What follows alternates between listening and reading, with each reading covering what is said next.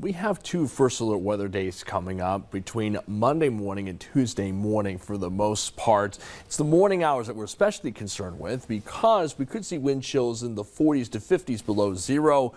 Even afternoon chills, though, will be in the 30s below zero in parts of our region. The northern areas will be especially susceptible to this cold, but all of us will see at least 40s below zero during the morning hours on Monday and Tuesday, and that can lead to frostbite in minutes. So make sure to wear plenty of layers, limit outdoor exposure, take your pets indoors to protect them from the cold.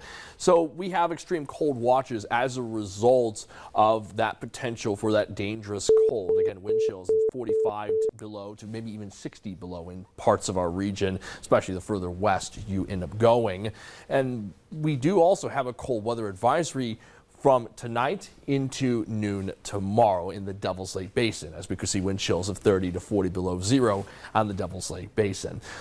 What's going on? Well, currently seeing temperatures just below zero in most of our region. That relates to this Arctic air that's still in Canada. That Arctic air is pushing down into the northern plains. That's why we have this pink right now as of tonight. And this white blotch here, that's the coldest air associated with this Arctic air. That pushes into our region tomorrow night into Monday, and it lingers in the northern plains throughout the first half of next week. That's where we're going to see those bitterly cold morning and afternoon temperatures and dangerously low wind chills. It's not until the end of the week that an upper level ridge from out west expands into the northern plains, allowing for some of those blues and warmer temperatures to get into our region. In terms of wind chills, this means that for Sunday afternoon, we're looking at chills in the teens to 20s below zero. Then as that Arctic air slides right into our region, pretty much all of us going to see wind chills in the 40s below zero, like 42 in Fargo, 45 below in Valley City, 56 below out in Langdon.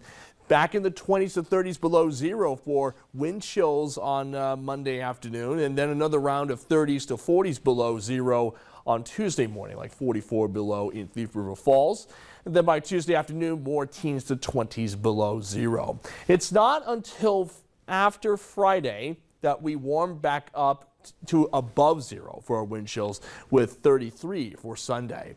What about anything else? Well, aside from the dangerous cold, not much is expected. Satellite and radar showing a mix of clouds across the region, high pressure bringing that dry, stable air from Canada down. And as a result, while we are looking at cloudy skies for tomorrow morning and afternoon, we're going to stay mostly dry, just a northwesterly breeze, and that's it. Maybe an isolated flurry or two due to a weak disturbance embedded within that high.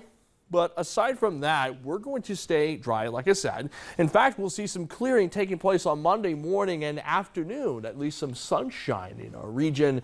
We're going to stay snow-free for the rest of next week, besides a Monday as well. It's not until maybe the 24th that we see a snowflake or two. But for the most part, we're looking at some sunshine. It's that dangerous cold that we have to really keep an eye on. Yeah, just got to get through that dangerous cold because that warm-up looks really good. Short weather. It's good grilling weather, too. Exactly. Awesome. Thanks, Joseph. After the break, a NDSU student